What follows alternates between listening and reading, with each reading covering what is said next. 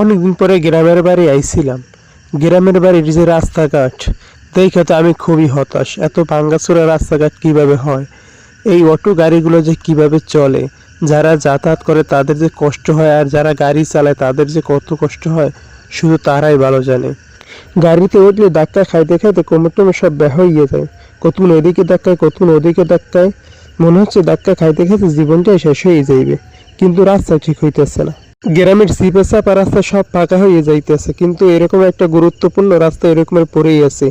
আমাদের এলাকার রাস্তার অবস্থা যদি এরকমের হয় তখন তো একটু খারাপ লাগারই কথা। এই রাস্তা দিয়ে প্রতিদিন চলাফেরা করে হাজারো মানুষ। এই রাস্তাটা মেরামত করা দরকার। এই রাস্তাটা দেখে একটু নজর দেওয়া উচিত সবার।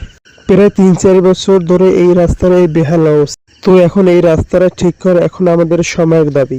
তো আমরা এখন সবাই জোর দাবি জানাচ্ছি এই রাস্তাটা ঠিক করার জন্য। যারা এই কাজের সাথে কর্মরত আছেন সবার কাছে একটাই দাবি, এই রাস্তাটা ঠিক হলে আমরা এলাকার সবাই আপনাদের কাছে কৃতজ্ঞ থাকব।